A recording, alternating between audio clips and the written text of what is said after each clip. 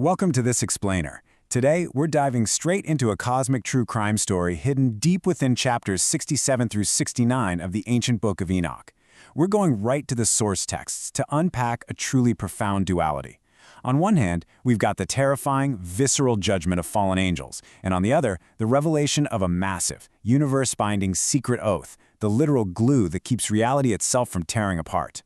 To really kick off this investigation, we have to ask a pretty heavy question. What kind of absolute chaos unfolds when heavenly beings cross the ultimate line and share forbidden knowledge? According to this ancient text, humanity's original path was violently derailed by beings who were never, ever supposed to intervene.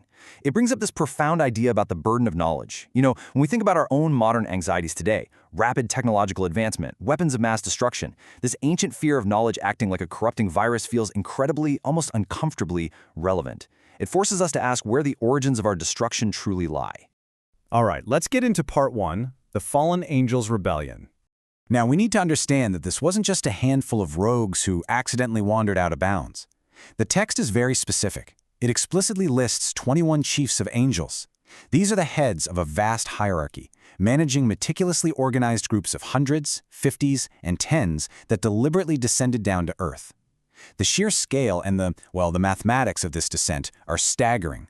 It really points to a highly coordinated tactical operation to deliberately break the foundational rules of heaven. Make no mistake, this was an invasion. And this rebellion unfolded as a highly structured, tragic chain reaction. It kicks off with the first chief, Jekyll. He acts as the catalyst, deliberately leading the holy angels astray and bringing them down into the earthly realm. Then the corruption escalates through the second chief, Asbiel, who introduces wicked devices to these once pure beings.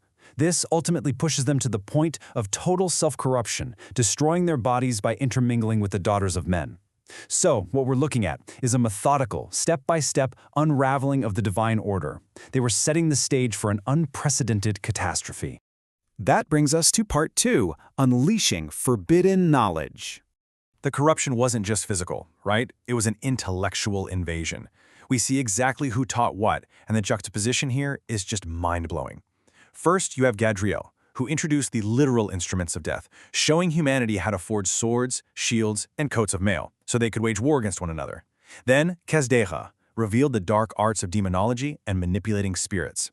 But sitting right there in the middle is Panumu, who taught humans how to write with ink and paper. Now, to our modern minds, that sounds like the very foundation of civilization. Yet, this ancient text frames ink and paper as a terrifying weapon of mass information. It was a technology that allowed secrets to be immortalized and distributed, causing humanity to sin far beyond their natural lifespans. For man was not created otherwise than the angels, that they should remain just and pure. But through this, their knowledge, they are destroyed. Think about that. Humanity was originally meant to remain immortal, untouched by death. They were quite literally designed to mirror the purity of the angels. In this context, humanity wasn't cursed just by taking a bite of an apple. They were cursed by an unauthorized software update to their brains. This illicit influx of technological and spiritual knowledge completely devoured their innocence. The knowledge itself was the devastating weapon. So, how do you punish something like that? Let's move to part three, the Valley of Fire. Imagine the sensory overload of this prison, which is located in the west. The text describes a great violent shaking of the earth, a literal thermodynamic nightmare where mountains of gold, silver, iron, soft metal, and zinc just entirely melt down. It's a staggering feat of destructive alchemy, creating these glowing, flowing rivers of fire. You can almost smell that overwhelming, suffocating odor of sulfur rising up from beneath the crust of the earth. This is the grim stage where these incredibly powerful entities are condemned to spend eternity. But there is a profound, almost poetic irony in how the earth actually processes this judgment. The very same subterranean waters act in completely dual capacities. For the kings and the powerful humans dwelling on the earth, these waters manifest as a healing phenomenon. Think of them like tranquil thermal springs, a physical medicine for the soul and body. But for the imprisoned, corrupted angels, those absolutely identical waters become a burning, agonizing, eternal acid bath for their spirit. It's wild. The earth itself reacts differently depending on the very nature of the being it touches. And the physical mechanics of this judgment present an impossible physics anomaly. The text notes this terrifying reaction where the intense heat of these subterranean fountains violently, instantly shifts to freezing cold the moment the angels are condemned and ascend. It's an aggressive, unnatural fluctuation. The idea of blazing fire freezing solid upon contact with a specific spiritual entity is this fascinating conceptual horror. It serves as a permanent environmental testimony to their eternal punishment.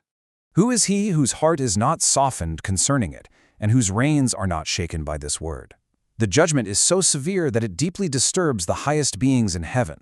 The holy archangel Michael, who is essentially the ultimate warrior angel of the cosmos, confesses to Raphael that he is utterly shaken and terrified by the severity of this secret judgment. Let that sink in. If a celestial warrior of Michael's magnitude trembles at the sight of this subterranean prison, it dramatically underscores just how catastrophic the angel's crimes truly were. This brings us to part 4, the secret oath, Asiake. We really have to pause here to grasp the sheer existential awe of Akka. This is the ultimate counterbalance to the chaos unleashed by the fallen. It is not just a promise. It's not a simple decree. Akka is a powerful secret oath that acts as the mathematical constant of the universe. Think of it as the spoken source code of reality itself. It's the very force that suspended heaven before the earth was even made, and it's the structural glue that grounds the physical world over the deep waters, actively preventing reality from collapsing back into a chaotic void. This unbreakable oath governs absolutely every physical law of our reality, from the macro down to the atmospheric. It dictates the boundaries of the earth. It forces the raging sea to stop exactly at the barrier of sand. It locks the sun, the moon, and the stars precisely into their cosmic paths so they never, ever deviate. It binds the unseen spirits of the winds, and it acts as the literal vault door for the repositories of thunder, lightning, hail, and rain. The oath Akale is the structural integrity of the entire universe. It is a single spoken word holding back utter annihilation.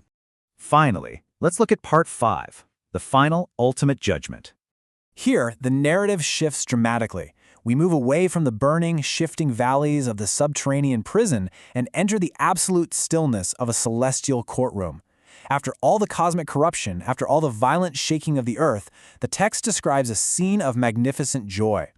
The name of the Son of Man is finally revealed, and he takes his seat upon the eternal throne of glory. This is a monumental transfer of judicial power. It's the moment where the chaos introduced by the fallen is finally, permanently brought before the ultimate divine authority. This final act permanently reboots the cosmic order. The angels who deliberately led the world astray, they are bound with chains in the assembling place of destruction. But more profoundly, all of their corrupt works, the terrifying weapons of war, the illicit knowledge of ink and paper, the demonology, it all completely disappears from the earth. The ultimate fix for the burden of knowledge given by Gadriel and Penamu is its total eradication. The text is totally resolute on this. From that moment on, nothing will ever be destroyed again, because the structural laws of the universe are perfectly secured. As we wrap up this explainer, we're really left to weigh a profound ancient duality.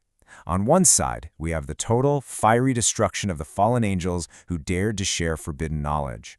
On the other side, we have the preservation of our entire world through a single, unspoken word. If the very fabric of our physical universe, gravity, the tides, the stars themselves, is held together by the secret oath Akaine, what happens if that oath is ever broken?